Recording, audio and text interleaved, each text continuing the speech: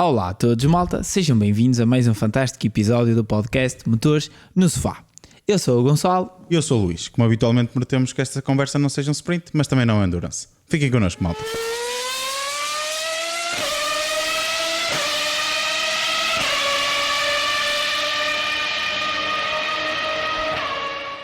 Pois, malta, estamos então de regresso. Mais um fim de semana de corridas, desta vez com o Grande Prémio da Austrália, em Albert Park. Uma pista que é sempre...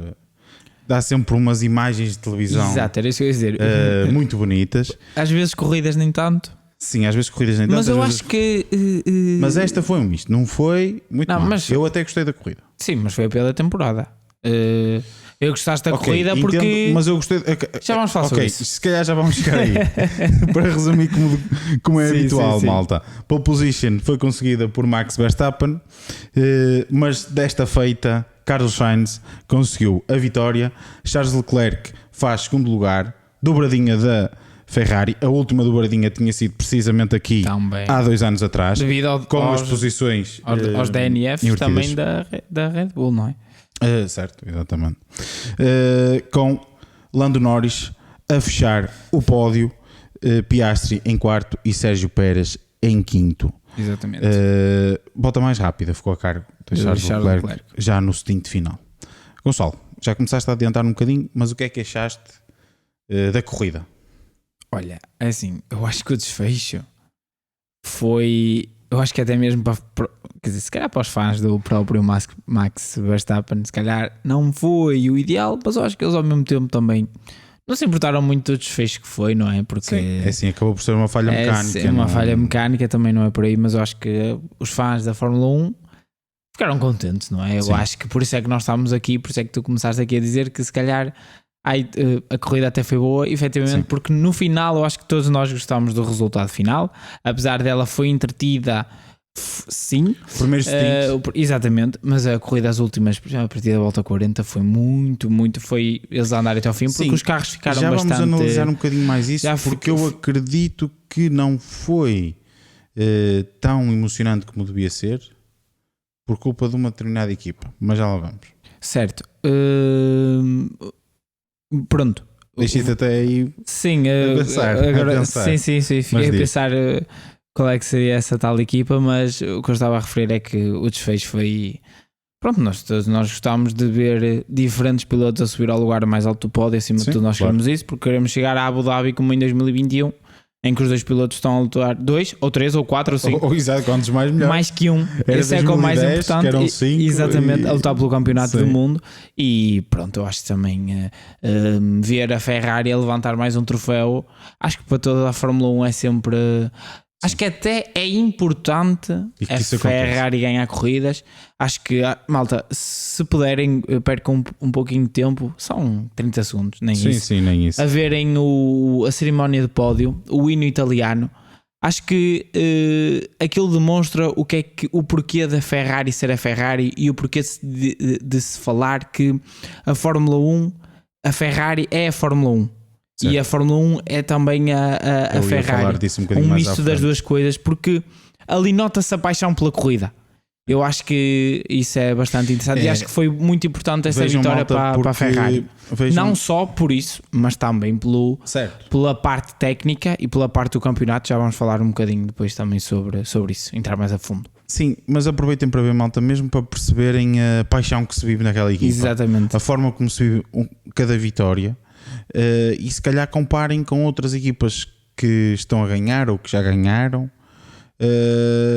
e percebe-se o porquê da mística desta equipa. Exatamente, é isso mesmo. O porquê de a Ferrari ser a Ferrari e muitos pilotos dizerem que tu chegaste ao topo da Fórmula 1 quando ou foste campeão do mundo ou pilotaste pela Ferrari. Esse foi o Alonso disse isso, ou então a do como o Vettel diz, os pilotos que estão na Ferrari são sentem-se quase como campeões do mundo todas as épocas. Exatamente por momentos como como o que vivemos. E eu acho que é como o Vettel diz, mesmo quem diz que não é um fã da Ferrari, no fundo é um fã da Ferrari. Acho que isso tudo resume, não é? Sim. Mas acho que lá está, foi um bom fim de semana para os fãs da Fórmula 1 e das corridas. Acho que sim, acho que dizer assim.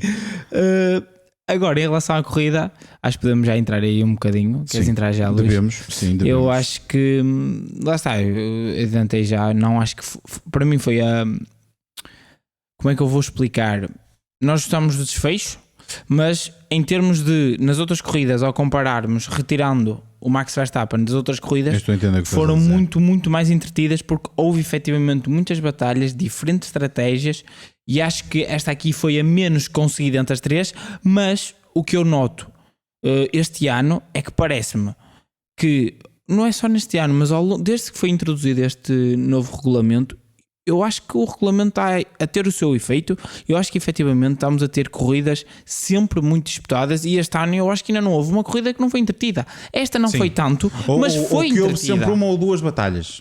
Houve entretenimento, não só em luta, carro lado a lado, como também estratégico. Algo que por vezes não acontecia nos anos anteriores, percebes a minha ideia? Eu acho que isso é um ponto bastante nós já positivo. abordámos esse tema principalmente até no podcast passado. Sim. Acredito que se tivéssemos uns pneus, ou uma estratégia de pneus, ou como queiramos chamar, uns pneus que ajudassem um bocadinho mais à estratégia. Mas acho que já foi melhor. Eu acho que esta ano a Pirelli arriscou um bocadinho melhor aqui nos pneus. Sim. Com o Albon no ano passado. Em Jeddah tivemos um foi problema. Como o Albon no ano passado aqui, que fez ele teve de parar na última volta. Exato. Porque foi há 2 anos, penso eu. Já. Não, foi o ano passado. Foi ano passado. É que ele fez a corrida toda com os pneus duros, eles ainda duravam mais. Exato. Mas acho que este ano a escolha de C2, C4, C5, acho que foi essa a escolha. Acho que faz muito mais sentido. E acho que lá está. Parece-me que a Pirelli está um pouquinho a entrar aqui naquele lema que nós dizemos de ter pneus com diferenças reais. Os pneus têm que fazer parte da estratégia. É isso, percebes? Eu acho que a Pirelli está aos poucos a arriscar. Só para acabar em relação a isto ao regulamento, que razão, e que estou a gostar das corridas. As corridas o regulamento está a cumprir. Eu parece-me que em 2026 iremos ter mudança de regulamentos, principalmente a nível de motores, mas a nível aerodinâmico, que é aqui a parte mais crucial para as lutas em pista, certo, vai mudar, mas muito pouco. O conceito será o mesmo. Ou seja, eu acho que isso a Fórmula 1 percebeu que efetivamente o regulamento foi o melhor, e acho que é uma boa decisão manter o mesmo conceito. Eles vão, e acho que é um ponto positivo, eles vão diminuir o tamanho do carro. Acho que isso também é um ponto positivo. Vamos ver como é que vai funcionar com os túneis de Venturi, mas isso são outras conversas. Durante esta época acredito que já comecem a sair muitas coisas sobre isso. Claro. Já vão começar a sair, mas também são conversas só para 26, não é? Exato. Até lá fazemos um podcast só para isso, quando as regras começarem. E até lá ainda temos muitas corridas pela frente. E esperemos luta pelo Campeonato do Mundo. Mas se calhar avançamos aqui para falar, porque tu falaste da corrida não ser animada e eu queria tocar nesse ponto, mas se calhar toco um bocadinho mais à frente. Queria primeiro começar por falar um bocadinho da Ferrari. Sim. E se calhar da Red Bull. Ok. Ainda antes da corrida, puxando um bocadinho para trás para a qualificação. Certo. Aquilo que nós falámos ainda no sábado, do aumento de performance face ao ano anterior. Temos equipas que pioraram, como é o caso da Alpine. Mas isso, pronto. Sim. Nesta volta de qualificação andou mais rápido. 2 décimas, acho. Tinha ideia que tinha andado. Não. Esta conseguiu. Mas o que eu queria focar era mais na Ferrari e na Red Bull. A Ferrari teve um aumento face ao ano anterior de cerca de 1 segundo. Correto. Da sua volta mais rápida. Enquanto que a Red Bull, que já tinha um carro muito superior face aos outros, muito mesmo assim, tem um aumento de cerca de 0,85. Exatamente. Ou seja, consegue ter um aumento de performance em termos nominais muito semelhante ao que consegue a Ferrari, sendo que o ponto onde estava a Red Bull já era muito mais avançado. Exatamente. Isto comprova mesmo aquilo que tu falaste e que nós falámos no podcast passado. Exatamente.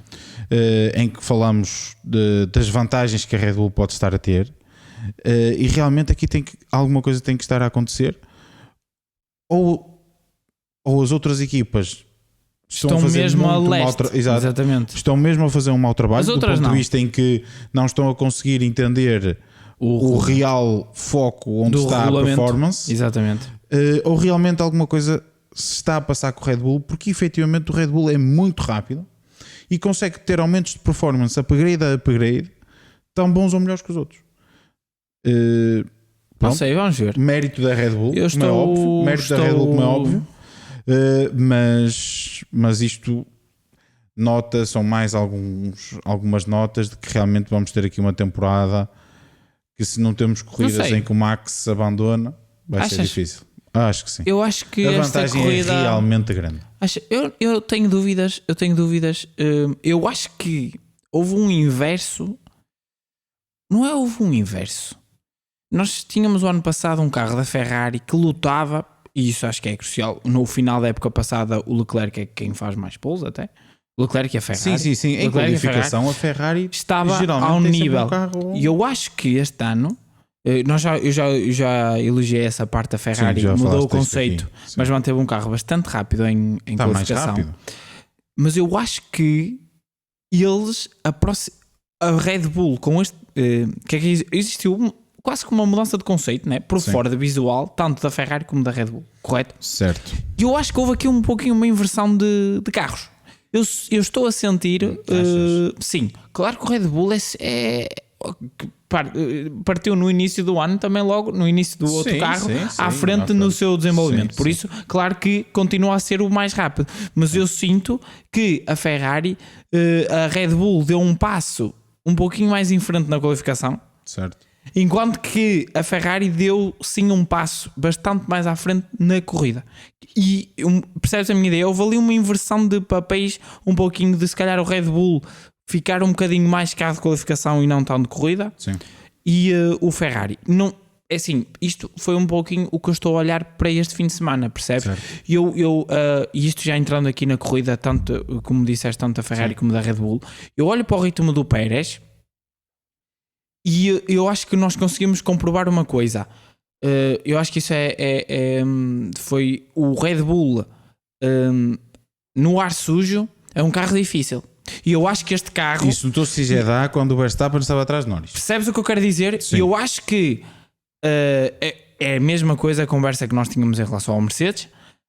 Não tínhamos o podcast na altura, mas eu acho que o segredo de derrotar a Red Bull e o Max Verstappen é conseguir estar o máximo de tempo à frente dele, porque o Max, mesmo o que é que acontece, o Red Bull tem uma vantagem muito grande onde DRS e não é DRS, é na velocidade de ponta. Sim. Consegue andar com um carro com bastante carga aerodinâmica e ao mesmo tempo ter uma grande velocidade de ponta, correto? Ou seja, eles estão na frente, tu não o consegues ultrapassar. Certo. Ele consegue imprimir o ritmo de corrida que ele quer. O que é que te vai acontecer? Das duas uma, ou tu ficas atrás de um pouquinho de 1.5 segundos, ou vais queimar os pneus, que foi isso que aconteceu hoje ao Norris. Ao Norris não, peço desculpa, ao Piastri e ao Leclerc. Certo. Percebes o que eu quero dizer? Ou tu ficas colado a ele e vais destruir os dois pneus enquanto que ele não. Sim. Ou então ficas um bocadinho para trás e não o vais conseguir atacar. Percebes a minha ideia? Eu posso concordar contigo. Ou seja, numa altura ou outra em que alguém consiga passar no arranque ou que até consiga fazer a pole position e fazer um bom arranque e continuar à frente, talvez possam... Outra opção que eu acho que... também concordo contigo. Outra opção que eu acho que é... as equipas e a Ferrari acho que percebeu este ano que esqueceu um bocadinho depois de parte que não pode, não vai conseguir lutar com a Red Bull se fizer a pole position, não sabe. Ou seja, a afinação do carro tem de ser, nós sabemos que o Red Bull é mais rápido. Afinação de corrida. Não importa se eu vou partir em segundo. Eu tenho é de conseguir ser melhores que eles em corrida. Sim. É dar-lhes a pole position. Sim. Percebes o que eu quero dizer, a minha ideia? Eu acho que esse é outro ponto. Acho que é um ponto importante, que as equipas...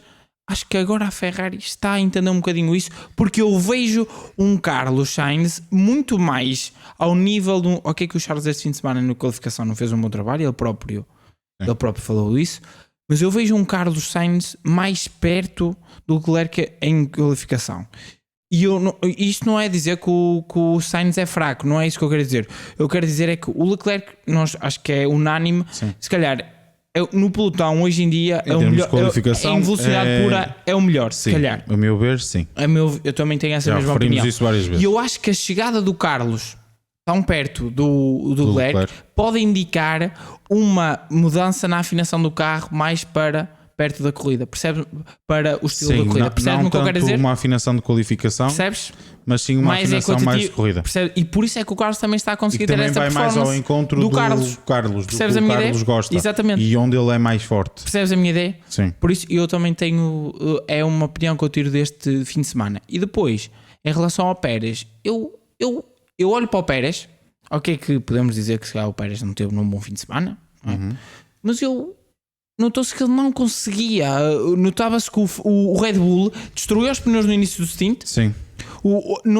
O grande vantagem da Red Bull é o poupar pneus. Eu não sei se foi o Red Bull, se foi o Pérez, foi a afinação do Pérez.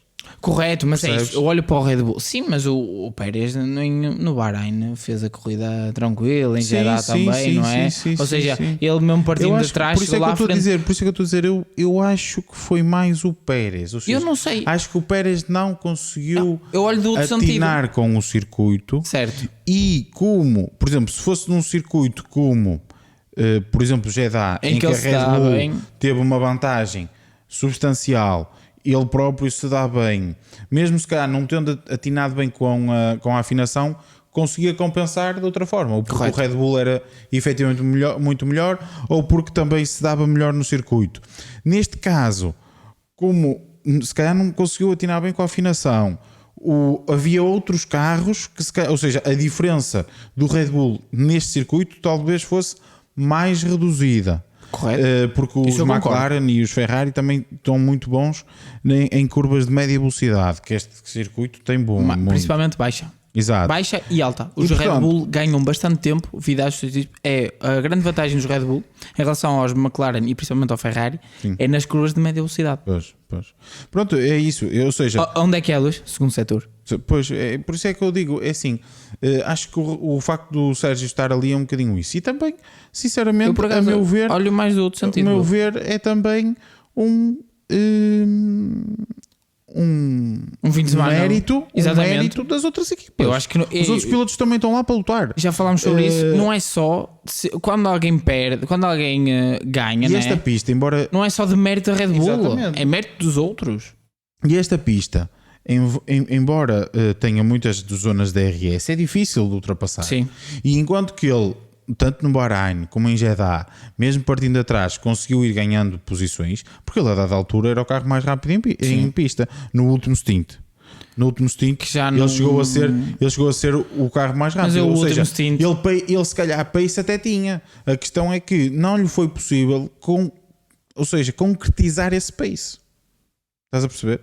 Porque tem carros à frente e é como tu dizes, o Red Bull é mais difícil de pilotar nessa situação, é difícil de ultrapassar no circuito, ou seja, eu acho que foi um mix de situações. Porque eu acho que ia haver luta. Achas que? Ia haver luta. Mesmo com o Verstappen? Sim, eu acho. Não sei, tenho algumas dúvidas. Eu acho que sim. Acredito que a diferença não fosse tanta. Se o Sainz consegue passá-lo, se o Verstappen não o consegue passar na próxima 1-2 voltas, o Leclerc atrás, eu acho que a Ferrari poderia conseguir lutar pela vida. Na minha opinião, eu acho que mesmo que tivesse 1-1, sei lá, Sainz e Verstappen, ou Leclerc e Verstappen, indiferente, um Ferrari e o Verstappen, eu acho que o carro tinha... pronto, pá, é uma convicção. Sim, que achas que a Ferrari tinha pace. Eu também acho que a Ferrari este fim de semana esteve bem. Como tu dizes, o Carlos Sainz esteve perto até de conseguir a pole position. Estávamos aqui a comentar muito perto. Mas eu ao contrário do que tu dizes, eu acho que ele não falhou. Eu acho é que ele tentou poupar pneu para o último setor? Não, ele desgastou foi demais os pneus no primeiro setor. Ele no primeiro setor ganha muito tempo. Mas ele depois ganha tempo no último também. Ele ganha muito tempo. Não, o setor onde ele perde mais tempo é no segundo, certo? Comparativamente. Curvas 9 e 10. Mas aí já é normal eles perderem tempo para o Red Bull. Onde eles iam buscar tempo era primeiro e terceiro. E ele no terceiro não conseguiu fazer um terceiro setor tão bom como já tinha conseguido fazer, acho que foi na Q2. Mas ele perde quase ele perde entre 2 a 3 décimas nas curvas 9 e 10. Só Sim, aí. perde comparativamente ao Verstappen. Exato. Pronto, mas aí é a altura onde o Verstappen ou a Red Bull faz melhor. E eu não acredito que seja aí. Eu acredito mesmo é que o facto de ele ter feito um primeiro setor canhão, se calhar os pneus ficaram num ponto em que ele, nesse segundo setor, que é o setor onde eles não são tão bons comparativamente ao Red Bull, se calhar não conseguiu fazer um melhor jogo, não é? Ou seja, perder menos do que perdeu noutras alturas. Eu pelo on-board, eu acho que seria difícil, melhor. Mas seria possível. Aí eu concordo contigo. Era possível. Era difícil, mas era possível. Em todo caso, acho que foi uma excelente performance do Carlos Sainz. Sim. Na qualificação e na corrida, acho que ele teve muito bem. A partir do momento, ele preparava-se para manter a pressão a Verstappen. Era essa a estratégia, parece-me a mim. As primeiras voltas manter pressão e assim que surgisse uma oportunidade. E foi logo à volta 2. Exatamente, assim que surgisse uma oportunidade de meter o carro. Acredito que ele até quisesse no arranque fazer alguma coisa, mas nesta pista também é relativamente difícil porque a curva aparece muito cedo. Mas dá-se, arrancas bem. Metes por sim, dentro. Dá, mas é assim, como é uma chicane, o outro corres o risco de alguém. Mas a outra é para a direita. De alguém tu corres até o risco de poderes até perder a posição. Mas a outra é para a direita. Atacares. Portanto, eu acredito que a estratégia era manter a pressão. Sim. E posteriormente aproveitar um erro do Verstappen ou alguma coisa do género para conseguir estar à frente e fazer um pouco aquilo que estás a dizer. Estando à frente, quem tem ar sujo seria o Verstappen e não o Sainz, e o Sainz com ar limpo tentar fazer alguma coisa. Não, é assim, o facto do Verstappen sair tirou-nos essa batalha, certo? Por outro lado, acho que a partir do momento em que o Verstappen sai, o Sainz faz uma gestão de corrida ao nível dele, que nós já sabemos que ele é muito bom. Faz dois stints, faz os dois primeiros stints brutais.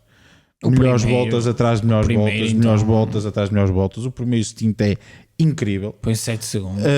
O primeiro stint é incrível. Ele resolve a corrida ali. Sim, ele resolve a corrida ali.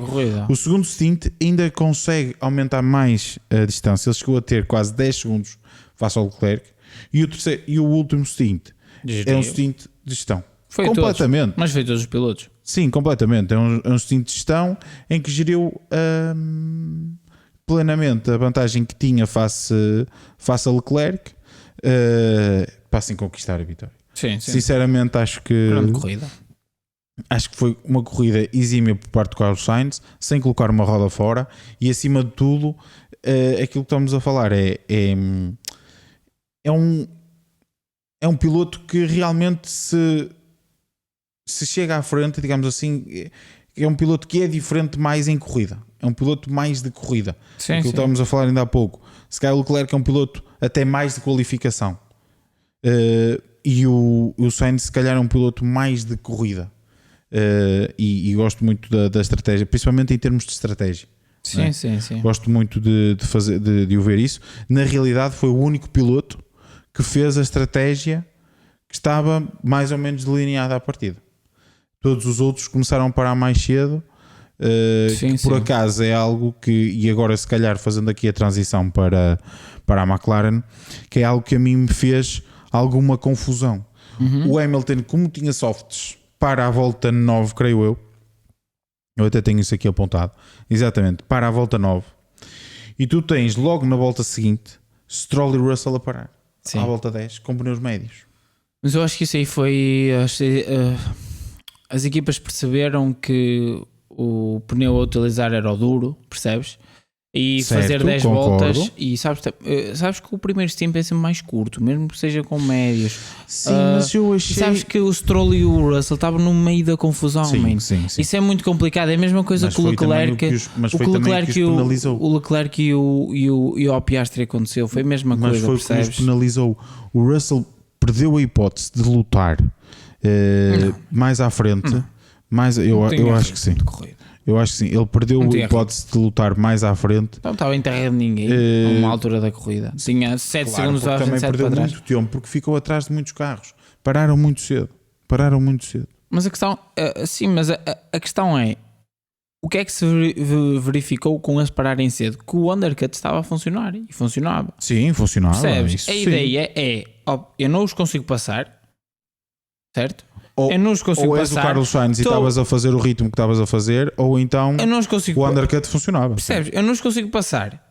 Estou a destruir pneus.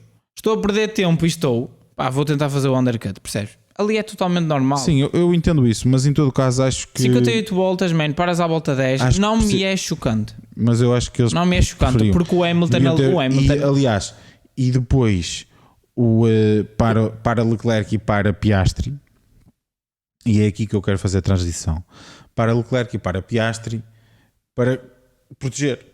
Sim. Não, porque para o Russell, para o Stroll, eu acho que não. E eles param para proteger. Não, o próprio Leclerc disse isso no final da corrida. Sim, eles mas eu não concordo que foi muito por eles isso. Param para proteger. Mas, okay. E acho que é aqui que a McLaren esteve mal. Se a Ferrari conseguiu contornar a situação porque o Sainz estava com um ritmo de corrida brutal mas o Leclerc nessa altura já estava a perder tempo. Portanto o undercut não funcionou para o Sainz porque o Sainz estava com um ritmo de corrida muito bom, aquilo que falámos. O primeiro stint foi um stint brutal.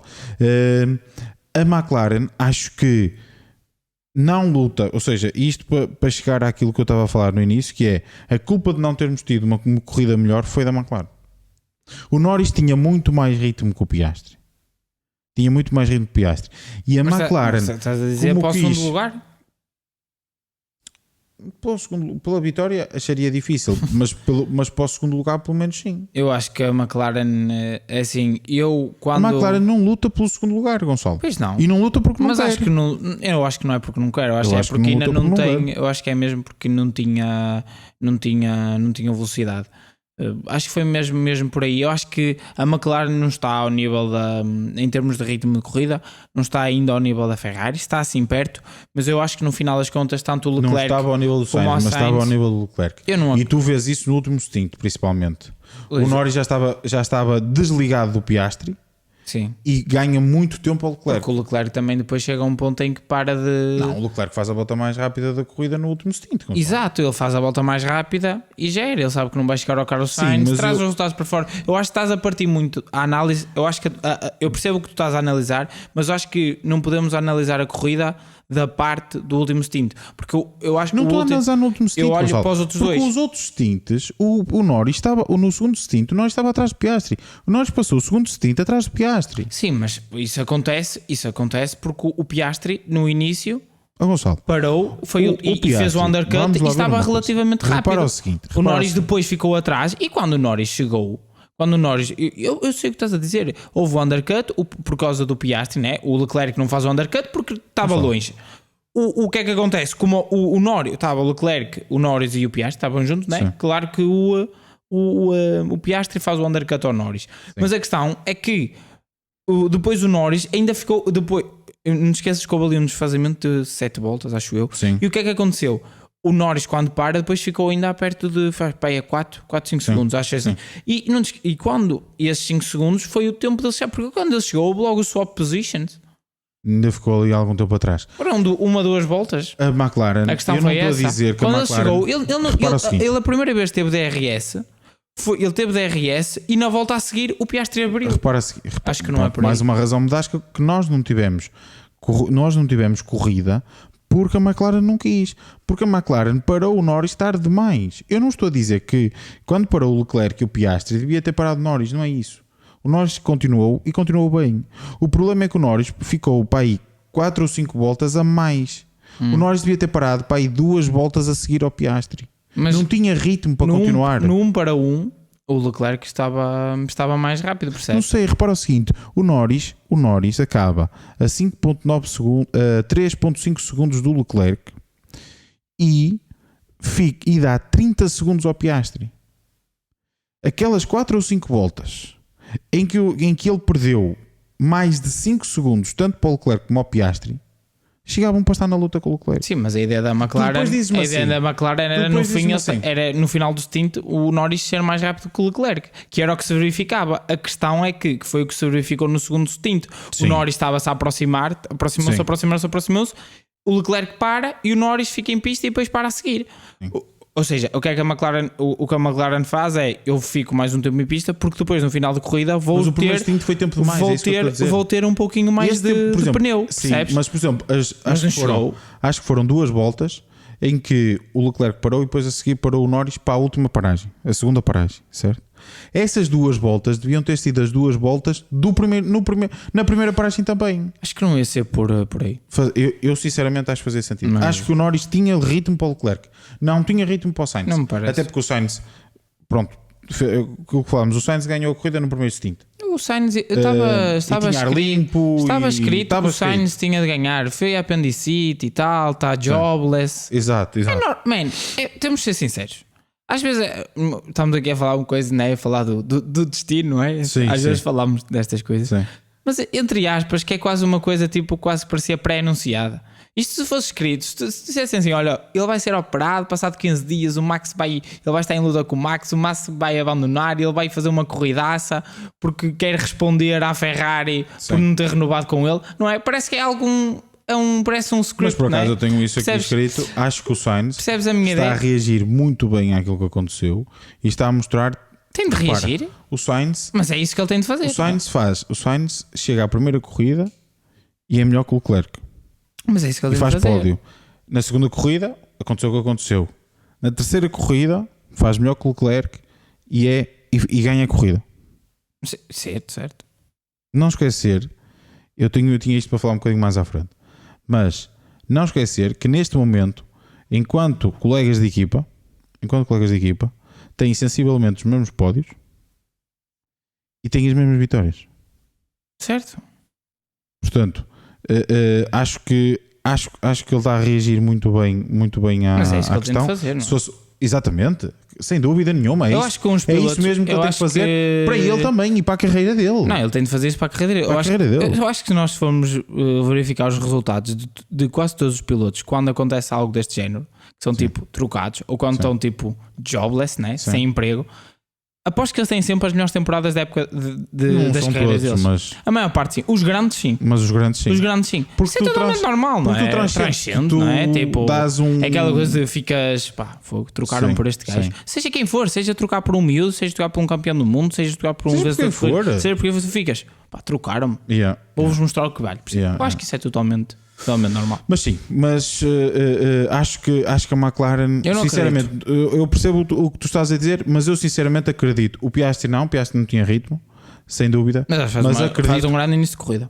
Sim, o Piastri faz um bom início de corrida, mas acho que o Norris, ele vai lá. Sim, claro, temos que lhe dar também o tempo, mas o Norris tinha ritmo. Eu acredito mesmo que o Norris, com isso, o Norris tinha ritmo.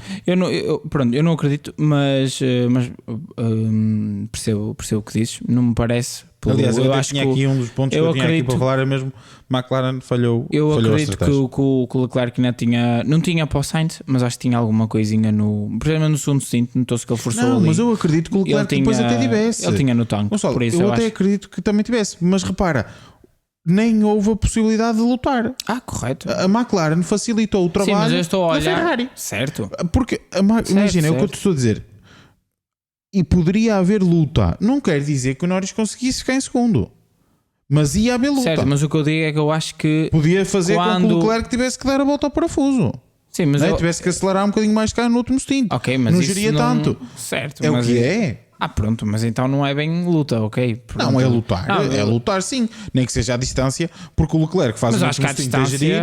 Faz um último stint a gerir. Se não fizer o último stint a gerir, está mais propício a ter erros, etc. Sim, mas eles à distância lutaram. O Norris pressionou no primeiro e no segundo stint e era o que estava preocupado, percebes? O Leclerc estava preocupado com o Norris.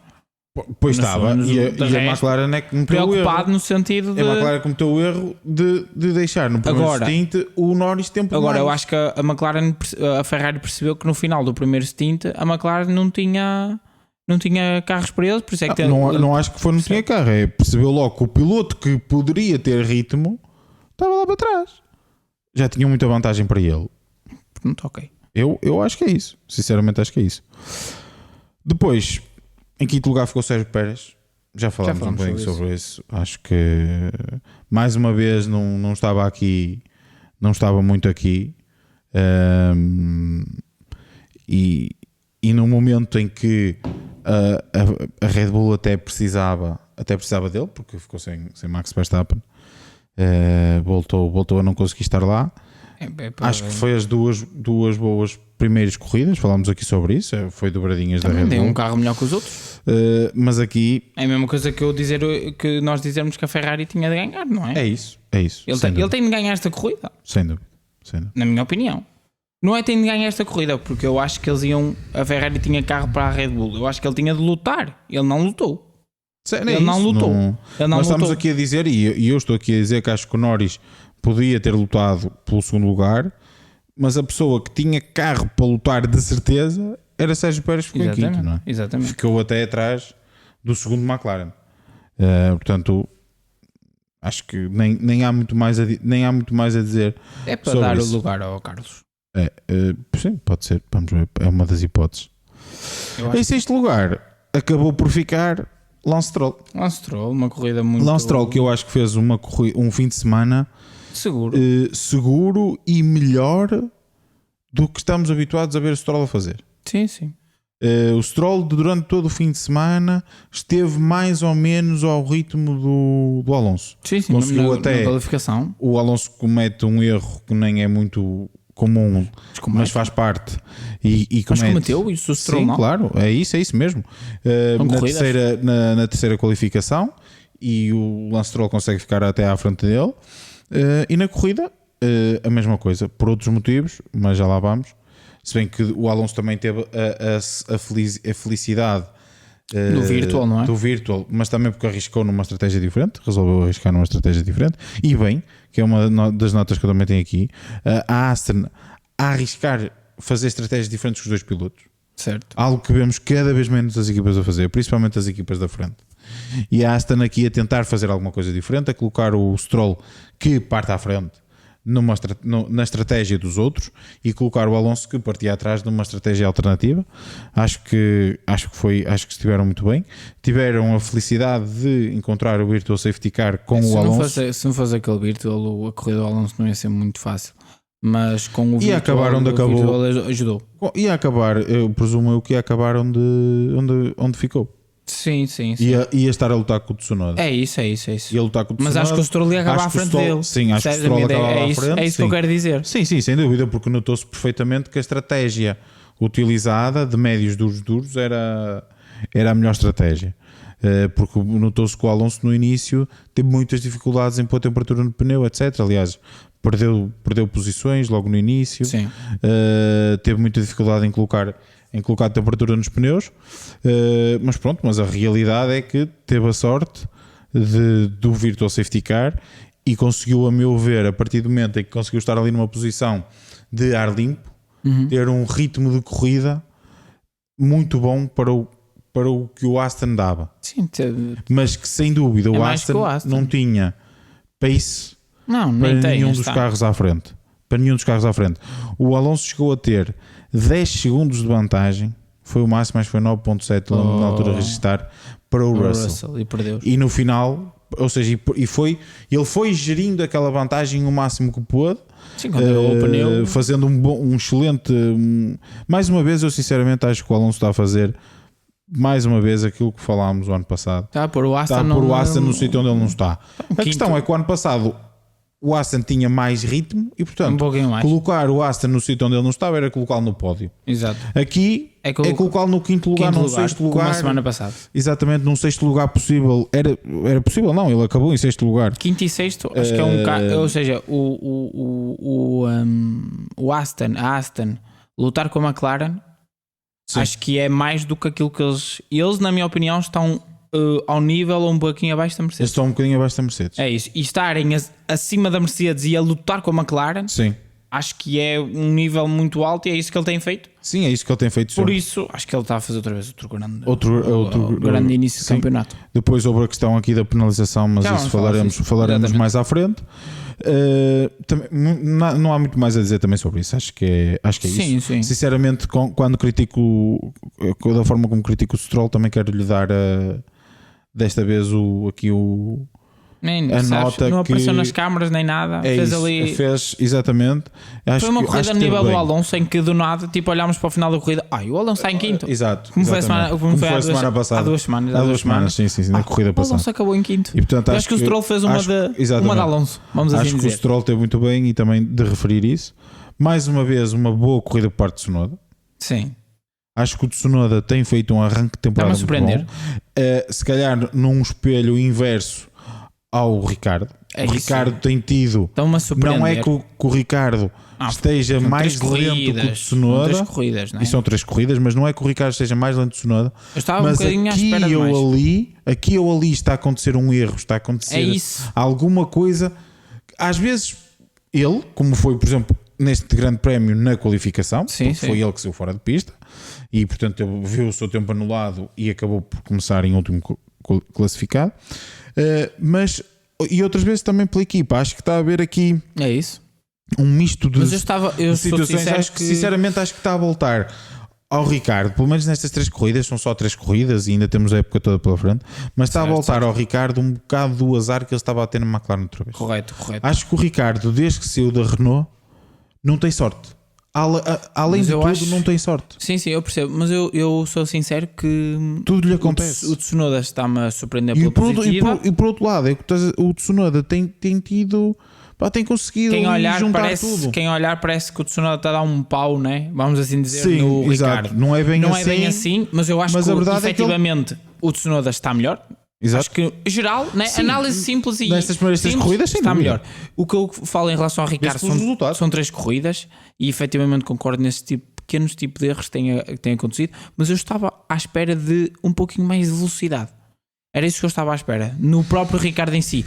Imagina, o que eu te quero dizer é... Eu acho que ele está desiludido. Esse é outro ponto. E eu acho que esse também é um bocado culpa dele e culpa da própria... Culpa dele porque tem que saber gerir as expectativas. Exatamente. E mas também culpa da equipa. Certo. Mas o que eu queria dizer primeiro era... Imagina, se ele tivesse entrado este ano, a primeira corrida ter sido a do Bahrein, não me admirava nada ele ter este tipo de rapidez. Ok, terceira corrida, ter parado 2 anos. Agora, ele já está desde o México? Sim. Não, antes do México. O México fez quando ele fez aquela paragem, a grande corrida e assim. Depois teve a paragem, voltou no cota, mas... Sim, mas ele já tinha o carro, estás a ver? Já teve aqueles mesinhos ali para voltar à forma. Sim, voltar ao ritmo. E eu estava à espera voltar ao ritmo. E ele só teve meio ano parado, não foi... Exatamente, percebes a ideia? Ou seja... Mas meio ano é sempre meio ano. A questão aqui principal eu acho que estava à espera um pouquinho a questão principal do Ricardo. E eu acho que, sinceramente, a McLaren acabou com o Ricardo. Sim, isso. Porque o Ricardo nunca mais vai conseguir pilotar por feeling. Eu tenho esta sensação, não sei porque eu tenho esta sensação. Eu nunca mais vi o Ricardo a fazer aquilo que o Ricardo fazia. Desde que o Ricardo foi para a McLaren, o Ricardo nunca mais fez aquilo que fazia. Mas o late breaker, aquilo que nós falamos do late breaker, os dive bombs, né, dele? Sim, era o maior dive bomb da Fórmula 1. Mesmo na travagem, ele ganhava muito tempo. Era fenomenal. Ele fazia boas qualificações e tudo, porque ele tinha uma estratégia de travagem, uma estratégia de travagem por feeling totalmente diferente dos outros. E era esse a grande vantagem dele, o grande ponto forte dele. E desde que ele foi para a McLaren ele perdeu isso e ele ainda não conseguiu voltar a ter isso. Mas acho que também a culpa disso e nota-se. Não podemos dizer que a culpa é da McLaren, não é? Certo, a McLaren não tem culpa. O que aconteceu na McLaren, para mim, acho que mais tarde ou mais cedo nós vamos perceber. Certo. E se calhar eu, por acaso, eu gosto muito da McLaren, mas eu acredito que acho que aconteceu alguma coisa na McLaren que nós não sabemos, porque ninguém deixa de saber conduzir de um momento para o outro. Certo. Ao contrário do que as pessoas dizem, o Ricardo desde que saiu da Red Bull nunca mais fez nada. Eu discordo totalmente. Acho que ele faz 2 temporadas na Renault espetacular. 2020. Faz pódios com a Renault. O Ocon também conseguiu um pódio com a Renault. O Ocon conseguiu um pódio com a Renault na mítica corrida onde o Sérgio Pérez ganhou. Exatamente. Em que o gajo que saíram, o Russell aconteceu aquilo dos pneus, furou-nos furou quantas vezes. Aquela corrida era para o Russell, portanto, não é? Portanto, o Ocon conseguiu esse pódio, não é? Ai. Vamos pôr as coisas como elas são. E o Ricardo não, o Ricardo faz uma série de quartos lugares logo no segundo ano. Portanto, eu vi o Renault é que não dava para mais, não é? 2020, o Renault é que não dava para mais. A época dele 2020 na Renault. Portanto, eu sinceramente acho que e aí via-se o Ricardo, via-se isto que estávamos a falar. Ele sozinho, a partir do momento em que ele foi para a McLaren, que eu acho que ele consegue terminar. Mesmo a vitória que ele consegue com a McLaren, não é o Ricardo. Não. Tu vês que não é o Ricardo, a forma como ele aborda as curvas, como ele trava, não é o Ricardo. Parece que ele está a conduzir da forma como lhe dizem para ele conduzir. Sim. E o Ricardo não é assim. Há outros pilotos que até são assim. Mas o Ricardo não é assim. E portanto, eu acho que ele não. Desde que saiu da McLaren, ele na McLaren, o que é que quer que tenha acontecido? Pode ter sido até culpa dele. Eu não estou a tirar a culpa dele. Seja dele, seja da McLaren. Não falo de culpa. Seja dele, seja da McLaren. E às vezes, se calhar, até nem foi culpa de ninguém. Todos tentaram o seu melhor e foi o que aconteceu. Sei é que. Fala acontece... mais tipo, estou a analisar mais no sentido de se efetivamente foi algo de ser ele que tem de se adaptar, não é? E de olhar para as coisas certo, e mudar. Isso. Eu acho que uma altura, culpa, acho que mais tarde ou mais cedo vamos perceber. É ele não ter essa capacidade. E acho que o Ricardo ainda não conseguiu voltar a encontrar-se. E depois, acho que também o facto de lhe terem prometido que iam ter um carro competitivo. Ele sabia que não ia lutar pelo pódio, mas achou que ia estar no top 10. Ele achou que ia lutar regularmente. Talvez. É só viver as conversas nos testes. Opa, eles acharam que no Bahrein, no primeiro treino livre ficam em primeiro. Eles acharam que no Bahrein iam lutar pelo pódio. Sim. A Red Bull ia ganhar e ele ia estar a lutar pelo terceiro lugar. Eu também acho que sim. A minha questão é, eu não sei onde é que eles foram buscar isso. Não sei dizer. É assim, nós podemos culpar a Red Bull no sentido de dizer que vamos fazer as sinergias e assim. Sim. Ok, mas nós já percebemos que eu acho que o que a Red Bull quis fazer foi elevar um bocadinho o valor da equipa, porque parece-me uma venda. Sim. E quem está na equipa, principalmente os pilotos, tem de pôr um pé de fora e olhar o que é que está aqui a acontecer, não é? Não é tipo cegues, não é? E olhar. E eu acho que isso também é um pouquinho culpa dele. Ele não pode entrar ali, percebes? Concordo. Tem que ter a gestão de expectativas, mas ele, sabes que eu acho que ele também passou um tempo como nós dizemos às vezes, também é um negócio, não é? E a Red Bull, se quiser vender a equipa, se puder vender por 800 milhões, não vai vender por 500. Sim, não é? Percebes a minha ideia? Eu acho que ele passou um tempo também tão mal na McLaren que qualquer coisa o animou, percebe? Sim, qualquer coisa o anima, e depois agora também se calhar qualquer coisa o eleva. Exato. Para um nível que não é, exatamente, que não é desejável. E nota-se porque, por exemplo, a forma como ele chegou ao Bahrein e como saiu, todo sorridente e tudo, e a forma como saiu, ele estava ele está apagado. Sim, ele está apagado novamente. Parece que estou a ver outra vez o Ricardo da McLaren, da segunda temporada. Mas eu acho que só para terminar aqui em relação ao Ricardo, também se calhar avançamos aqui para o nosso. Sim, eu acho que em vez de irmos ao 9º e 10º lugar, avançávamos para a nossa. Sim, é isso. Antes, não falámos do 9º e 10º porque já vamos abordar isso. Exato, abordámos a nossa só para terminar em relação ao Ricardo, eu acho que lá está. E não, o meu maior receio é assim. Eu acho que ele não está a começar da maneira se calhar que precisava, e eu tenho a ideia que ao longo do campeonato, se ele não conseguir dar o overcome, estás a ver? Sim, estou a perceber. A pressão de ter um Liam Lawson atrás e a Red Bull e a Fórmula 1 em si, não é só a Red Bull, a Fórmula 1 em si tem de se renovar, né? Dar na ANA, dar oportunidade a outros pilotos, porque se o Ricardo também não provar, pronto, vamos dar a oportunidade a este. Tem que ser. Se este também não provar, se calhar, olha, mete aqui outra vez o Ricardo, claro. Não é? E eu acho que esse sentido de termos ali o Liam Lawson, depois tem alguns, a Red Bull já tem o Pepe Marti, que pronto, espanhol, tem vindo a crescer, tem também tem ali a sua academia em que tem novos pilotos e bastantes grandes pilotos. Na Fórmula 3, malta, também tem o Arvin Lindblad, acho que é assim que se diz. Eu nem sei dizer. Também é um grande, acho que é outra grande promessa. Ou seja, pronto, mas quem está ali atrás dele é o Liam Lawson, e eu acho que é a pressão de olhar para ele, estás a ver, pá, este gajo, percebes? E isso ao longo do tempo, como é, né? Psicologicamente, tens de. Ele entra no carro a pensar, pá, tem que ser desta. Se superas sempre sair, também abre um lugar na não acho que seja para eles. Não acho que seja para eles. Vamos ver. Não acho que seja para eles. Vamos ver. Antes de passarmos à nossa rúbrica, eu queria só fazer aqui uma menção, sinceramente, a Max Verstappen e a Lewis Hamilton. Correto. Qualquer piloto na situação de Max Verstappen tinha pegado e o carro está a arder, pumba. Encostava ao carro, no sítio onde fosse. E se desse safety car, se não desse virtual safety car, se desse para extrair, deu, não deu. Não quero saber. Mas ele o carro. leva o carro até à box. Percebeu que o carro ia até à box, levou o carro até à box, não provocou o safety car para ninguém. Exatamente. E correu tudo bem. E Lewis Hamilton igual. Viu que o carro não chegava à box, mas deixou o carro num ponto de extração. Mas foi ali mesmo. Deixou o carro certinho no ponto de extração. Foi só empurrar para trás. Foram 30 mais segundos, nada. nem isso. Por exemplo, nós estávamos a falar que o Alonso conseguiu aproveitar o Virtual Safety Car porque já estava a chegar à box. Sim, porque se estivesse no início da volta, se estivesse no início da volta, acabou. Sim, quando fosse para chegar lá, já não conseguiu usufruir do Virtual Safety Car. Foram meio de 40 segundos, 50 segundos. Brutal. E eu queria deixar esta menção e dizer que realmente é diferença, há pilotos que são diferentes. Campeões do mundo, Luís. Porque sabes porquê? Acho que acima de tudo tem a ver com a questão de já sofreram na pele, estar na frente também e serem prejudicados. Também. E já sabem o que é. Enquanto que há alguns pilotos, que pronto, infelizmente porque são equipas mais baixas, sim, claro, às vezes, certo. nunca sofreram esse tipo de pele e não pensam nesse sentido. Mas acho que isto é, lá está, como tu aqui referiste, é de mencionar e de passar a palavra a toda a gente, não é?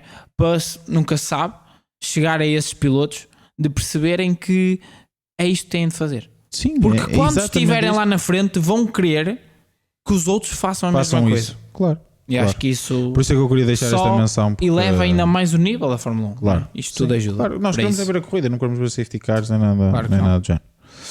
Bem, queres avançar então para a nossa rúbrica? Vamos lá. Provavelmente aqui pelas surpresas. Ok, pode ser. Queres começar? Surpresa? Eu começava. Não, eu começava. Eu acho que é surpresa e a desilusão. Eu acho que é para final. Acho que é a confirmação. Porque vamos já falámos. À confirmação, porque já falámos. Para mim, a confirmação será Carlos Sainz, para ti, talvez a Ferrari. A Ferrari em si. A Ferrari em si. Eu coloco o Carlos Sainz por aquilo que já falámos. A ótima gestão que ele fez, principalmente o primeiro stint. O facto de vir de uma lesão, quer dizer, fez uma cirurgia há 15 dias, não é? Sim. Ok, que o Albon também conseguiu regressar, foram igual. 15 dias e também conseguiu regressar. São super mas atletas. Em todo o caso, sim, exatamente, mas em todo o caso conseguiu regressar, conseguiu superar esse facto. E não me admira que amanhã passe o dia na cama. A regressar, claro, mas conseguiu, mas acima de tudo eu coloco aqui como confirmação, porque acho que o Sainz entrou na época de 2024 como queria ter entrado na época de 2022. Correto. Já falámos sobre isso também. O Sainz perdeu muito do que é, se calhar, os fãs da Ferrari, porque o Leclerc conseguiu uma época de 2022 quando a Ferrari teve um carro capaz de lutar por vitórias naquelas primeiras 4, 5 corridas, e o Sainz nessa altura não conseguiu entrar da forma que entrou agora na época. E desde então, mesmo na época de 2023, acho que ele entra muito forte. Aliás, já dissemos isto na altura do podcast Balance 2023. Acho que o Sainz, no geral da época, faz uma época de 2023 melhor que a do Leclerc.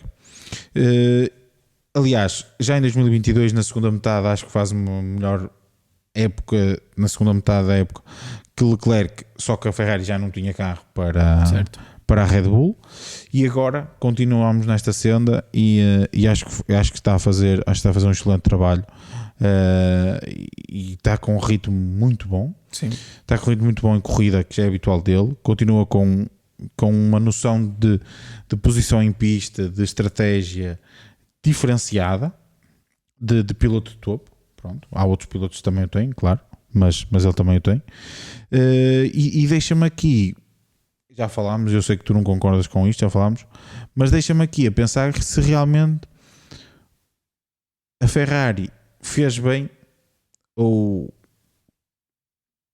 se vale a pena estar realmente a abdicar de uma dupla tão completa como tem, porque tem um piloto excelente em qualificação, que é o Leclerc. O Leclerc, para mim, em qualificação, é dos melhores pilotos que a Fórmula 1 já viu até. Eu sinceramente coloco o Leclerc aí. Por isso é que ele tem a quantidade de pole positions que tem. E a maior parte do tempo, vitórias e a maior parte do tempo não com o carro mais rápido. Não com um carro mais rápido. Mas eu acho que essa questão das vitórias também tem a ver com isso. E também tem a ver com isso, claro. Portanto, e do outro lado da garagem, levar o carro. E do outro lado da garagem tem um piloto que em corrida se transcende e consegue ter uma estratégia e uma posição em pista diferenciada de outros pilotos. Acho que é uma dupla, neste momento é das melhores duplas que a Fórmula 1 tem, que uma equipa tem, e vai separar essa equipa. Ok, que vai separar essa equipa para levar um 7 vezes campeão do mundo, não é um piloto qualquer. Mas se realmente isto leva-me mesmo a questionar, e eu já falei disto na altura, ainda na época não tinha começado e saiu a notícia do Hamilton, leva-me mesmo a questionar, que já questionei naquela altura, e isto só vem retificar essa minha questão, se realmente isto faz sentido e se realmente a Ferrari não tinha aqui uma equipa de futuro, porque nós estamos a ver a Ferrari a evoluir, a crescer com esta equipa, uma equipa que está mais entrosada que nunca, eu acho, e isso notou-se no festejo do pódio que tu agora já falaste. E isso vai ser quebrado, vamos ver. Pá, como ferrarista espero que corra bem, sinceramente. Mas pronto, mas queria deixar essa nota e confirmação, sem dúvida, Carlos Sainz, principalmente pelos primeiros 2 stints que faz. Que, a meu ver, sei lá a corrida aí. Correto. Eu tenho a confirmação como Ferrari, porque quero elogiar o trabalho que tem sido feito pela equipa, porque acho que os pilotos podem ser os melhores do mundo, mas eu se puser o Sainz ou o Leclerc ou o Verstappen no Williams, eles não vão ser campeões do mundo. Nem perto nem longe. Eu acho que eu já fui aqui crítico da Ferrari, no sentido e crítico do próprio John Elkann, não é? Porque é ele que manda, em última instância é ele, não é? É ele que manda, e ainda hoje digo que acho que se calhar não haveria justificação para trocar Mattia Binotto. Contudo, eu também defendo que a partir do momento que está feito, não é? Exatamente, e não é só isso, acho que todos nós temos todos nós acreditamos em algo, não é? Eu acredito nisto, e se ele me chegar à minha beira e me disser não, mas eu acredito no Fred Vasseur, percebes? Opa, é quase como acreditar, é como num treinador. Exato. Percebes? É como comparando aqui com o futebol rápido, quando existe uma mudança de direção, o treinador até pode estar a fazer o melhor trabalho do mundo, mas chegou lá uma nova, que se calhar tem uma ideia diferente para o plantel, para o clube, e troca. Ok, eu compreendo isso, e ok, trocamos, está feito. A partir de agora é esquecer. Agora temos o Vasseur e é com ele que vamos trabalhar. E eu tenho vindo. No início tinha as minhas dúvidas, falámos sobre isso, e eu falei sobre isso, mas vezes. Acho que neste momento, eu não me canso de dizer isso, merece o meu elogio, porque efetivamente tenho que dar o braço a torcer. Está a fazer um trabalho fenomenal, a equipa está a trabalhar muito bem, o carro está a evoluir bem. A equipa em si, o que se vê é o trabalho na box, o trabalho dos próprios engenheiros, dos próprios mecânicos, nota-se que as coisas estão a funcionar bem. Eu acho que isso também tem muito a ver com a chegada do Fred Vasseur.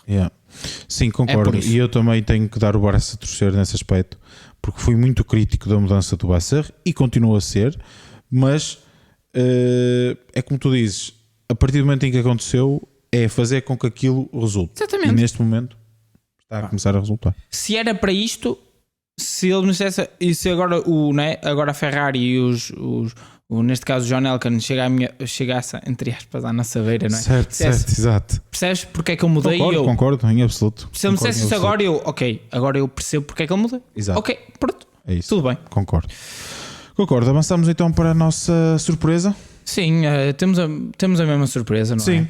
A nossa surpresa. Eu colocaria a AS, mas cá tu colocarias ainda mais. Eu vou mais específico um bocadinho, porque a AS já tem vindo a ser aqui um tema que eu tenho abordado, mas eu acho que agora quem merece o elogio é Komatsu. Concordo. O homem que substituiu o Gunther Steiner, que era ali um dos braços direitos já do Gunther na Haas. Sim. Já era o braço direito. Sim. Era o braço direito do Komatsu. E acho que desde que ele entrou está a mostrar, acima de tudo, nota-se que o trabalho na equipa em si, como na Ferrari, existe mais entrosamento. Sim. Eu acho. Existe mais harmonia na equipa, tanto no Magnussen como no Hülkenberg, mesmo a própria trabalho relação dos pilotos, parece que... Exatamente, percebes a minha ideia? E depois, eu acho que ele entrou com uma missão de isto aqui, nós podemos estar aqui, ok, que está aqui e fazemos marketing e fazemos dinheiro, mas isto é uma competição. E para fazer melhor marketing tens que ganhar. Exatamente, e eu tenho de... O meu ganhar neste caso é fazer um ponto, então eu tenho de como é que eu vou conseguir fazer o ponto. Exato. E eu acho que ele tem mostrado muito pragmatismo e muita inteligência. Estratégia de corrida. É isso que eu ia dizer. E acima de tudo, ele tem muita inteligência na estratégia de corrida. E eu sou sincero, eu acho que comentei isto, eu não trouxe aqui no podcast, mas eu comentei contigo que estava curioso para ver o que é que ele ia fazer. Lembras-te que eu comentei que japonês, que eu perguntei-te, olha, sabes se ele é japonês ou se é americano e tem a sua ascendência japonesa? Eu acho que ele é mesmo japonês. E eu comentei na altura dizer que trazer um pouquinho a metodologia japonesa, o pragmatismo, eu acho que isto está-se a verificar. E acho que foi um bocadinho isso, porque não é? Sim, porque foi fazer aquilo que até qualquer fã em casa já tinha dito que a Haas tinha que fazer, que é, o que é que está a correr mal? É o ritmo de corrida, não temos pneus, então é isso que temos que vamos trabalhar. E a Haas já tem este problema da questão dos pneus há muito tempo, bem do regulamento passado. Exatamente. Bem do regulamento passado. E o Gunther Steiner, não sei o que é que ele fazia ou qual é que era a ideia dele, sinceramente começo a pensar qual é que era a ideia dele de estar na Fórmula 1, o que é que ele queria para a equipa, o que é que ele pensava para a equipa. A minha questão até vai mais longe e é, como é que o Ginás não fez isto mais cedo e não chegou à beira dele e disse, mas o que é que tu queres fazer com a equipa? O que é que tu vais fazer para a equipa melhorar? Isto enquanto gestor tens que fazer, enquanto dono de uma equipa tens que fazer, enquanto acionista chegas lá e dizes, então, mas qual é a estratégia? Para onde é que nós vamos? Como é que nós vamos ser melhores? E eu acho que o Steiner, a dada altura, começou-se a preocupar com outras coisas. Tem que ser. Foi. Porque a Haas com o Steiner, no início, acho que não foi má. Muito pelo contrário. Foi das melhores estreias de uma nova equipa. Sem dúvida. Na Fórmula 1. Teve temporadas muito boas. As primeiras temporadas. E depois, de repente, começa a descer, a descer. Mas a descer a ficar cada vez pior e a não fazer nada para melhorar. Sim. Portanto, eu acho que ele, a dada altura, deve-se ter baralhado ali nas prioridades ou alguma coisa do género. E acho que o Komatsu finalmente chegou. Ou seja, chegou o Komatsu. Neste caso foi o Komatsu, poderia ter sido outra pessoa, mas foi o Komatsu. E acho que o Komatsu está a fazer um excelente trabalho, como tu estás a dizer, em que chegou lá. E sim, senhor, qual é que é o nosso problema? É a corrida. Porque eles em qualificação, eles muitas vezes iam a K3. Não. Então não, continuam a ir. O que é que eles disseram? Não, mas corrida. Continuam a ir. E continuam a ir. Mas o que é o nosso problema? É corrida. É gestão de pneus. Então é aí que nos vamos focar. Exatamente. E tu repara que todos os treinos livres eles têm feito isso. Focar no treino, focar na corrida. E está a resultar. E os meus parabéns. E os parabéns. E o Ginés também a mostrar um pouquinho de olho para o negócio. Finalmente, sim. Finalmente a dar um murro na mesa. Só aqui antes de avançarmos para o último tópico, só aqui uma chegazinha que foi. Eu acho que podemos criticar ou gostar ou não gostar do Drive to Survive, mas uma das coisas boas que o Drive to Survive trouxe foi fazer o Ginés perceber que o Gunther tinha que ir embora. Porque eu sou sincero, eu acho mesmo que a última temporada assim, ele demorou a perceber. Sim, e eu acho, mas deve ter sido a última temporada. Ele deve ter visto o Ginés e disse: eu não posso ter este homem como chefe. Eu sou sincero, eu agora falando mesmo a sério, eu acho mesmo que ele começou a perceber e ele quis ser uma figura. Quis ser uma figura da Fórmula 1, percebes? Utilizou um bocado o Drive. A Fórmula 1 também precisa de figuras. Claro. E eu sinceramente gosto. Eu gostava que o Steiner estivesse lá na mesma, que fosse uma figura, mas que fosse a equipa. Mas fosse tão bom como o Komatsu. Exatamente. Não é? Eu gosto de figuras na Fórmula 1. Exatamente. Eu acho que a Fórmula 1, como qualquer outro desporto ou série televisiva, qualquer coisa que seja entretenimento, porque no fundo isto é um desporto, mas é entretenimento também. Entretenimento. Precisa de figuras. Claro. E o Steiner era uma figura, mas antes de ser uma figura, tens de fazer o teu trabalho. Equipa. Exatamente. E não Exatamente. era. Portanto, sim senhor, parabéns para o Komatsu. Desilusão, se calhar começamos pela tua desilusão. Pode ser, depois acabamos com a tua. Olha, a minha desilusão também não é muito simples. É o Williams. Podia dizer o James Vowles, mas é os dois, um pouquinho os dois. Eu até há umas horas atrás tinha o Williams também como desilusão, assim, mas tinha o James Vowles. Certo, acho que isto... eu percebo isso, mas é os dois. Sim. É o Williams barra James Vowles, porque antes de chegarmos ao ponto de substituir o piloto, né, dar ao piloto que estragou o carro, o do companheiro de equipa, eu acho que é um pouco de desilusão tu não teres um terceiro chassi. É isso. É aí mesmo aí que eu queria chegar. Nós não viemos. Eles tiveram 2 semanas. Sim. E não é isso. Eles tiveram em Bahrein e Jeddah e os componentes que estavam no Bahrein foram para Jeddah. Os componentes que vieram para a Ásia não foram, estavam lá. Já tinham ido antes. E não é só isso. Ou seja, e a minha pergunta para ti é: tu não estás a perceber... E o outro chassi está onde? Não está. Então, é essa a gravidade da situação. Só existem esses dois? E ele só tem 2 chassis. Incompreensível. A minha pergunta é: então eles vão fazer um chassi agora a correr? Não, eles vão, o do Albon foi para ver se conseguem. E vão reconstruí-lo. Pois. É assim. Eu não percebo. Há aqui várias etapas não é só a meu ver. Só para terminar, falam de que todos temos excedente, e o próprio Vowles temos dinheiro e não tem um terceiro chassi. Eu também percebo que ele está a tentar canalizar o máximo possível para desenvolver estruturas que a Williams precisa. Mas um terceiro chassi é fundamental. Mas tu tens de fazer as corridas. Tu não fazes as corridas. Não te adianta nada ter estrutura. Pronto, esse é o ponto principal. O segundo ponto. Eu acho que a troca do dar e entregar. E podem-me dizer à vontade, e eu percebo o lado estratégico dele, de me dizer assim: eu tenho um carro que pode lutar pelo 1 ou 2 pontinhos e quero dar ao meu melhor piloto. Certo. Mas onde é que fica o outro piloto? Quem estragou o carro não foi o Sargent. Exato. Quem estragou o carro foi o Albon. Ou seja, o Albon é que tem de ser penalizado pelos erros que comete. Não é o Sargent que tem de ser penalizado. E não é só esse o problema. E quem é que me diz que o Sargent na corrida não ia ser melhor? Não tinha feito melhor. O Sargent desta época tem andado ao ritmo quase ao nível do Albon. Exatamente. Ou seja, ninguém me consegue dizer que se calhar o Sargent no sábado, tanto que no sábado como no domingo, não ia fazer tão bom ou melhor que o Albon. E mais, a questão não é só essa. Deixa-me só mesmo para terminar, depois falas tu e depois também avanças para o teu. Eu acho que isto rebenta com a mente de um piloto. De um piloto, claro. Acho que acima de tudo, eu acho que isso acima de tudo esse é o ponto mais negativo. Porque já está, ok que ainda é só o início do campeonato, mas começar assim o campeonato para um piloto não é fácil. Percebes? Isso é muito perigoso.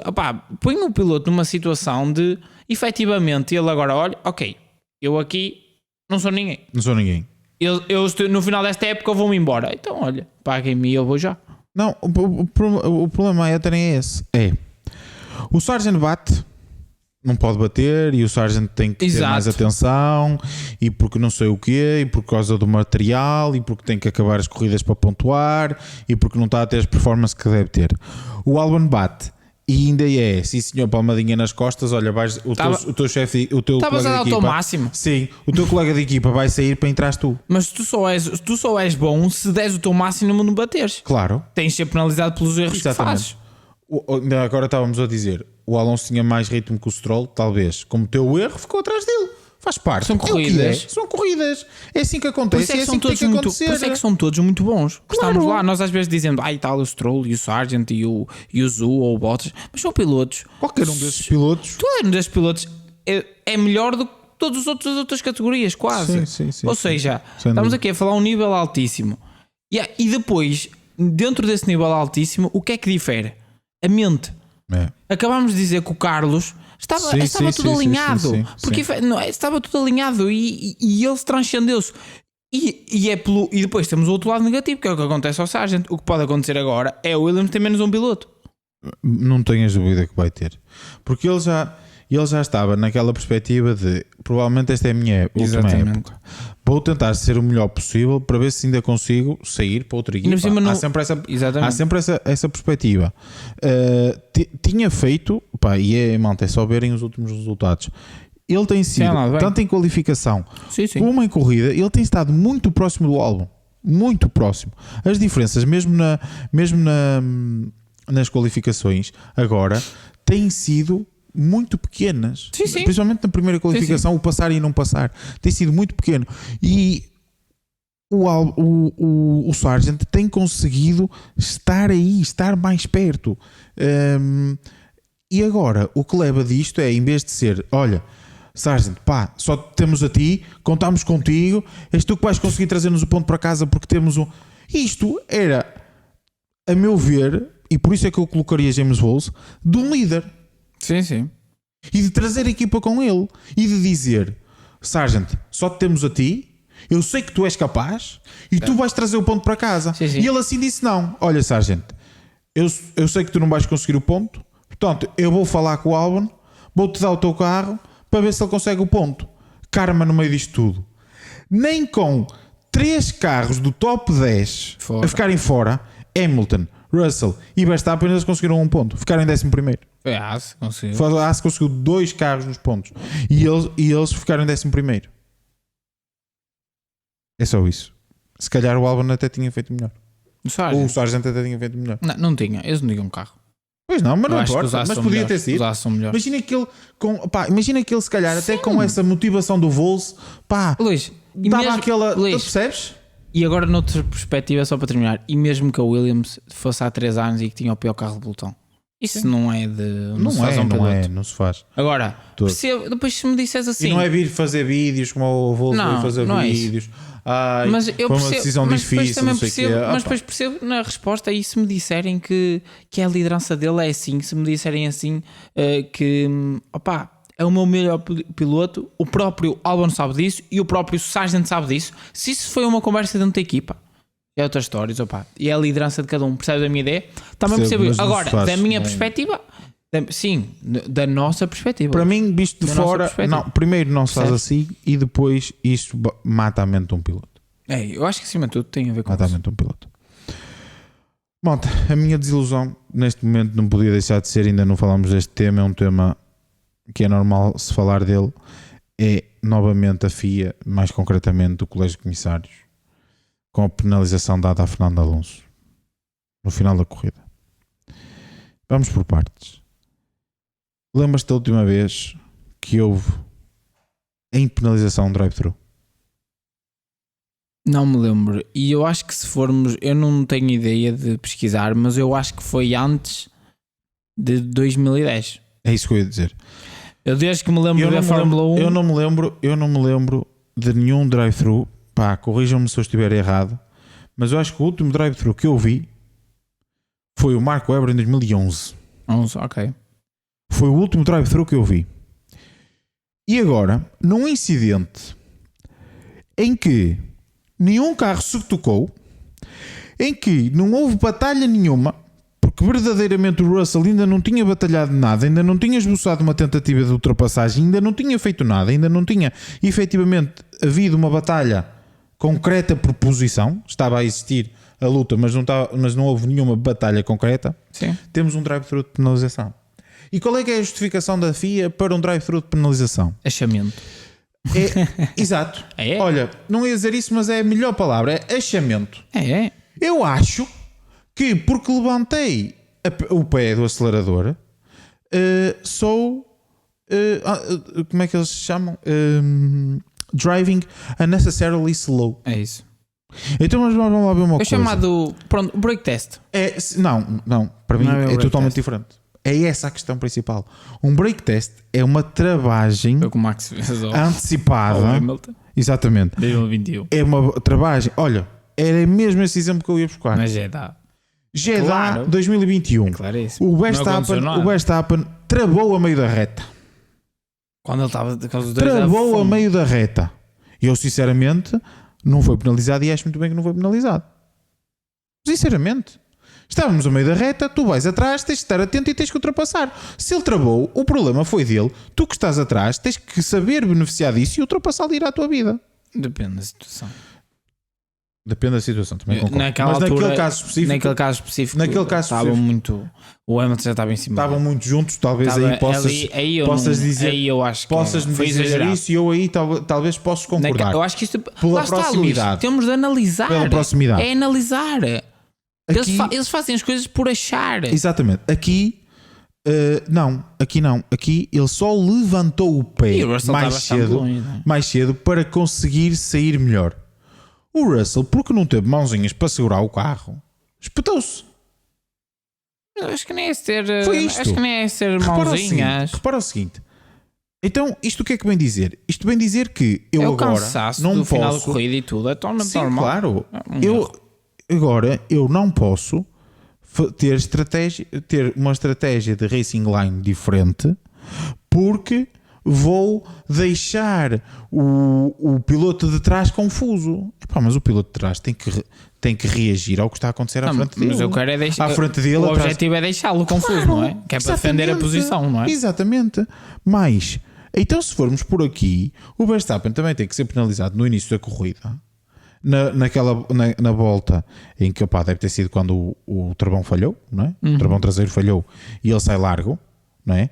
Seu largo também deixou o Sainz confuso. Também, o Sainz também se podia ter espetado. Não, mas eles aí vão dizer que mas ele retirou-se, já foi penalizado o suficiente. Está bem, está certo. É o que eles dizem. Então a consequência conta. Porque no comunicado eles dizem que a consequência não conta. Claro que a consequência contou. O que aconteceu ali foi que, como o acidente foi aparatoso, porque o acidente não foi nada demais. O onboard, eu quando vi fiquei um bocado assustado. Sim, também, porque ele estava ali pendurado. Mas depois vê-se o onboard e efetivamente ele depois. Ele só é aparatoso porque quando volta para a pista os pneus agarram. Os pneus agarram e ele passa para cima. Sim. Não é? E ficou no meio da pista. Foi ficar no meio da pista, exatamente. Portanto, isto diz-me o quê? Isto diz-me que então realmente os pilotos não podem batalhar. Isto diz-me então que realmente toda a estratégia, por exemplo, que o Alonso teve no Brasil 2023, para conseguir estar à frente do Pérez, à dada altura do campeonato, ele deve ter feito lá coisas que não devia ter feito. Por isso é que eu defendo. Exato, mas lá está. Segundo esta teoria, mas essa teoria é só destes comissários. Não percebo. Mas essa teoria é só destes comissários. Por isso é que eu defendo que o colégio de comissários tem de ser definido. E é o mesmo durante a época inteira. Eu por acaso não sei quem é que era, mas eu por acaso vi acho que foi um tweet. Porque percebes? Acho que foi um tweet, não sei de quem foi. Eu prefiro que eles cometam o mesmo erro durante todas as corridas da temporada do que andarmos aqui a variar. Porque nós só temos estas discussões por causa disso, Luís. Porque, imagina, o que é que acontece? Eles erraram, estes. Mas eles agora só vão aparecer daqui a 10 corridas. Sim. Percebes o que eu quero dizer? Ou esta época nem aparecem mais. Se fosse sempre o mesmo colégio, não, eles depois eram avaliados. Olha, vocês não podem fazer isto por causa disto e disto. Exatamente. A polémica vinha cá para fora, a comunicação social. O Tribunal Arbitral do Desporto. A FIA chega. A própria Fórmula 1. A própria Fórmula 1. O que é que acontece? As polémicas iam cá para fora. Os jornais também saíam e eles liam, porque isso também às vezes conta, eles lerem, a opinião de todos nós somos, não é? Como, entre aspas, mini comentadores, nós aqui nos podcasts assim, depois temos a malta da comunicação social mais forte, né? As Skies desta vida, as gazetas, e eles leem isso e isso também os faz aprender. Eles também não nascem ensinados, ou seja, o que é que ia acontecer? Eu muito provavelmente se tivéssemos o mesmo, provavelmente teríamos uma correção de erros, como nós temos sempre diferentes. Sim. Existe sempre variações de interpretação. E eu acho que é por isso, na minha opinião, estes problemas que nós temos em relação aos colégios comissários, peço desculpa, aos colégios comissários, tem a ver com serem sempre diferentes, porque vamos ter, cada um tem o seu próprio juízo. Eu tenho um juízo de valor, tu tens outro juízo, todos nós temos um juízo diferente. Mas há limites. Correto, há limites. Sim, Luís, mas e dizerem-me que eu levanto o pé já não estou a entrar 100 metros mais cedo e dizerem-me que isso é dirigir desnecessariamente lento, dizerem-me que eles consideraram Mas se isso. calhar outros não. Eles consideraram isso porque ele rodou 3 décimas de segundo mais lento do que a volta mais rápida dele. Nem é a média do stint. Então quer dizer, tu agora, nem é a média do stint. Quando tu fizes Exato. Quando tu fizeres uma estratégia em que no final da corrida vais estar com pneus totalmente desgastados e vais andar devagar a gerir, vais levar uma black and white flag, então vais ser desclassificado porque vais andar unnecessarily slow. Pela lógica. Por esta lógica. Mas, além disto, apesar disto tudo já ser uma estupidez, ou seja, a penalização é uma estupidez, ainda vamos ao ponto seguinte, que é o tamanho da penalização. Nós estamos a falar de 20 segundos porque era um drive-thru. É um drive-thru. Eu não me lembro de haver um drive-thru, era o que eu estava a dizer. O último que eu me lembro era 2011, Mark Webber. 2011. Pá, eu sinceramente acho... juro que me irritou profundamente isto. Não faz sentido nenhum. Eu estou em crer, e eu por acaso li um tweet sobre isso, não sei até que ponto era fiável ou não. Alguém no colégio de comissários quis fazer isto de propósito. Aproveitou para fazer de propósito. Do género, olha, este gajo conseguiu aqui uma benesse no Virtual Safety Car, vamos anular a benesse que ele teve. Opa, eu sinceramente revoltou-me perfeitamente. Já não é a primeira vez que há coisas nos colégios comissários que me revoltam. Acima de tudo, por isso que tu estás a dizer, porque provavelmente não são os mesmos. Se fossem os mesmos, se calhar os erros eram os mesmos. E se calhar os próprios pilotos também já sabiam com que linhas escozer, porque já sabiam que os comissários não gostam tanto disto, não gostam tanto daquilo. Já falámos aqui várias vezes sobre isso. É isso mesmo. E dava para corrigir esses erros. Agora, sim, os próprios pilotos podiam chegar à beira deles nos debriefs, etc. e dizer: olhem, porquê é que aconteceu isto? Porquê é que vocês fizeram isto? Percebes? É assim. É complicado. Eu, dizendo aquilo que o Alonso é famoso por, há aquela comunicação famosa dele, é what a yoke. Pois. Foi, a meu ver, foi o que aconteceu com esta penalização é literalmente, foi uma palhaçada. Para mim foi uma palhaçada. Podem discordar do que eu estou a dizer, mas sinceramente acho que ninguém discorda. É uma palhaçada. Sinceramente eu fiquei um bocado surpreendido quando vi a notícia. Eu vou fazer a minha vidinha normal e há um gajo atrás de mim que se despista e a culpa é minha. Eu não tenho explicação. Isto é quase como aquelas coisas que é assim: na estrada, se eu bater por trás, a culpa é minha. São raros os casos, certo, se tu bateres por trás, em que tu consegues justificar que a culpa é do da frente. Exato. Mesmo quando o da frente, se calhar às vezes faz uma travagem brusca que tu não conseguiste ter, mas a culpa é tua que não conseguiste defender-te, não conseguiste, sim, ou seja, não fizeste uma condução segura o suficiente. Mas no Código da Estrada está lá a dizer, e ninguém pode ter dúvidas, que tu deves conduzir. Tu sabes qual é que é a regra, deves com segurança, ou seja, conduzir por antecipação. Ou seja, não há uma regra por semana. Exato. Eu e acho aqui que há uma regra por semana. Esse é que é o ponto crucial. E na minha opinião, aqui assim, Gonçalo, percebes? Seja, isso que tu estás a dizer é perfeitamente normal e é um tema até a falarmos em futuros podcasts sobre a questão das regras dos colégios comissários, etc. Mas, acima de tudo, independentemente do colégio comissário que lá esteja, esta penalização em si não tem pés nem cabeça. Não. É que não tem pés nem cabeça. É a penalização e o tamanho da penalização. Mas eu já nem estou a comentar. Ainda se me desse 5 segundos. Já não se calhar aquilo que eu estava aqui, eu traria certamente aqui o tema para dizer que a penalização foi estúpida, mas se calhar se calhar não estaria aqui na minha desilusão. Porque eram 5 segundos. Sim. Agora, mas eu acho que não faz sentido. O tamanho ou seja, a penalização não faz sentido e além disso, o tamanho ainda faz menos sentido. Sim, mas eu acho que o problema todo é eles acharem que é penalização. Sim, claro. Esse é o primeiro. esse é o problema. Primordial no meio disto. Eu acho que é por isso que eu já nem estou a comentar isso, já ultrapassei essa fase, porque nem faz sentido. Eu não vou estar a discutir isso porque, na minha opinião, não faz sentido. É ridículo. Por isso é que já não discuto isso. E acho que isto tudo leva a esse tema que poderemos abordar depois também algum dia. Que eu acho que é bastante importante para a Fórmula 1, muito por aquilo que tu falaste muito bem, que é e também para agarrar os fãs. Os pilotos saberem por que linhas escozer e os próprios fãs também, porque eu noto isso e vejo fãs que estão a entrar novos na Fórmula 1 que muitas vezes ficam confusos. Não, os próprios fãs novos sentem-se confusos sem saber Então o que é que realmente, por exemplo, vê-se isso com a questão dos limites de pista, porque às vezes é a linha branca, outras vezes é o corretor, e o waving on the straights,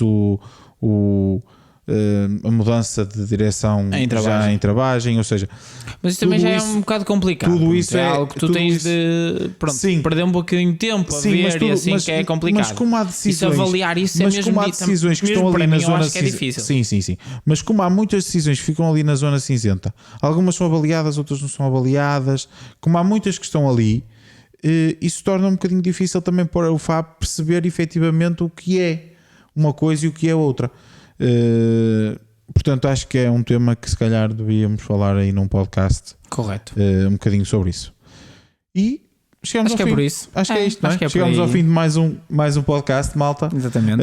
Deixem nos comentários o que é que vocês acharam, quer desta questão da penalização, quer da corrida em si. Falem connosco, mandem-nos mensagens, digam o que é que acharam. Isto também nos comentários em baixo no YouTube, para quem estiver a... Sim, para quem estiver a ver no YouTube. Nós estivemos aqui a fazer um bocadinho de companhia. Sim. E estaremos de regresso, se não na próxima semana, de certeza absoluta que daqui a 15 dias estamos de regresso, com mais umas madrugadas, não é? Agora vamos em direção à China. China ou Japão? Por acaso agora estou na dúvida. Estou na dúvida. Vai ver. Vamos ver aqui no instante. Mas eu acho que é Japão. Não, Japão é quinta. Acho que agora vamos à China. Se for a China, fico contente. Sim, eu estou com saudades da China. Sincero. Gosto muito da China. Gosto muito da China. Não.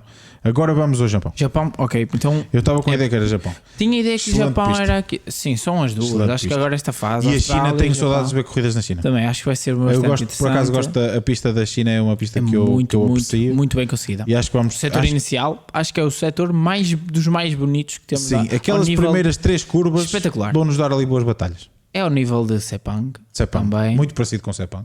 Aliás, é uma cópia de Sepang, mas intensificada. Mais achatada. Sim, se calhar. Em esteroides. Será as curvas de Sepang em esteroides. Mas eu acho que é bastante importante voltarmos à China. E agora no Japão, Alta, teremos em princípio se calhar já algumas evoluções. Já vi alguns rumores de que a Ferrari quer tentar acelerar uns processos para, em vez de trazer para Imola, vai trazer algumas para Imola, mas já trazer algumas coisas para exatamente. E vamos ver o que é que se trará então a Red Bull, porque o que se fala ultimamente é que a Red Bull iria trazer uma primeira atualização. São duas grandes atualizações, uma no Japão e outra acho que era ali na altura de maio, Catalunha, por aí, junho. Certo, no regresso à Europa. Exatamente.